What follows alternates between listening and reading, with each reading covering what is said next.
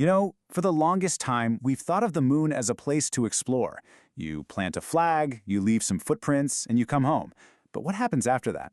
Well, it turns out DARPA, the U.S. military's advanced research agency, is thinking way, way bigger. They're not just sketching out another mission. They're drafting the plans for an entire lunar economy. So let's really lean into that question for a second. What if we stopped just visiting the moon and actually start building there? A permanent, self-sustaining commercial hub. I know, it sounds like something straight out of science fiction, but the blueprint is actually being drawn up as we speak. Okay, whoa, let's dive into this. At first glance, this diagram looks, well, it looks incredibly complex, right? Like this massive web of interconnected systems. And you know what? It is. This is the master plan from DARPA's Luna 10 program. And over the next few minutes, we're going to unpack this puzzle piece by piece and figure out how you actually build a city on the moon. All right, so let's start with the big picture here. What is the fundamental vision that's driving this entire massive undertaking? So the program is called the 10-Year Lunar Architecture Study, or, Luna 10 for short. And its goal is crystal clear. Figure out exactly what technologies we need to invent so that by 2035, the moon can support its very own commercial economy. We're not just talking science outposts anymore. We're talking about real businesses. And this, right here, is the real game changer. See, the core idea is to completely shift the model. For the entire history of spaceflight, the government has been the primary customer and the primary operator. Luna 10 wants to flip that script entirely, creating a system where commercial companies are both the providers and the customers of services on the moon. Okay, so how do you even start something this ambitious? Well, it's just like building an old frontier town. The very first thing you need is a place to stand. You need solid ground and basic infrastructure. And you immediately run into a huge problem. The moon is covered in this stuff called regolith, or lunar dust. And let me tell you, it's not like sand on a beach. This stuff is nasty. It's incredibly sharp, super abrasive, and it gets into everything. When a lander comes down, it kicks up this dust at insane speeds, basically sandblasting anything from miles around. So what's the fix? Well, a company called Icon has an absolutely brilliant one. They plan to use a process called sintering. Now think of it kind of like a giant microwave that zaps the moon dust. It melts the particles just enough that they fuse together into a solid, durable surface, almost like turning sand into glass. They can literally 3D print landing pads and roads using the dirt that's already there. Okay, that's amazing. So you can build roads, but who's going to operate the giant 3D printers? Who's going to assemble all the habitats and maintain all this new equipment? I mean, there's no way a handful of astronauts can do all that manual labor. You need a real workforce. And here it is. Meet the new lunar workforce. A company called GITAI is developing these things. They're modular, super capable robotic arms. They can be mounted on rovers, or even move around on their own like an inchworm. And they're designed to handle all the complex assembly and maintenance that a lunar economy is going to demand. Now, this is where the business model gets really interesting. This isn't about just selling a robot, it's about selling a service. GTI imagines a robotics as a service model. You need a job done, you hire their robots by the hour. It's basically the gig economy, but for the moon. And just look at this. You can see how central these things will be. These robotic arms are designed to be the universal hands of the entire operation.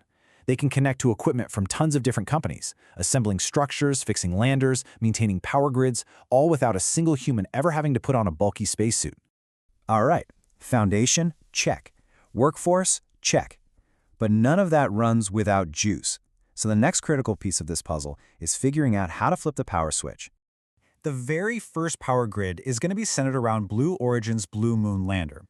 And what's so smart about this is that the lander isn't just a delivery vehicle. No, it's designed to land and then become infrastructure, a central hub that provides both power and communications for everything around it. And this thing packs a serious punch. Its solar array can generate over 10 kilowatts of electricity. Now, to put that into perspective, that's enough to power several average American homes. And with a mast stretching 20 meters high, it can broadcast that power and data over really long distances. It's a heck of a start. But here's where it gets truly futuristic. This system isn't going to rely on a bunch of physical cables. Instead, it'll use laser power transmitters to wirelessly beam energy to distant rovers and equipment. Just imagine that. A construction bot or a science experiment miles away from the base, getting all the power it needs without a single wire. That's the kind of freedom this system enables.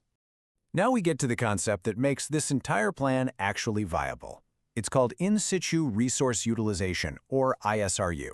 It's a really fancy term for a simple but totally revolutionary idea: living off the land. See, the most valuable resource on the moon isn't gold or platinum, it's oxygen, and it's locked up inside the lunar rocks and soil.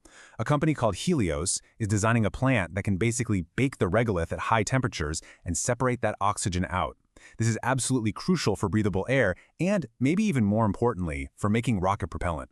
What's so brilliant about the Helios process is that nothing goes to waste. You get gaseous oxygen for breathing. Great. You get liquid oxygen for rocket fuel. Even better. And the leftover material, that deoxygenated soil, well, it turns out it's packed with metals like iron and aluminum, which becomes the raw material for the very next step in the chain. And that waste product becomes the input for the next company in the supply chain.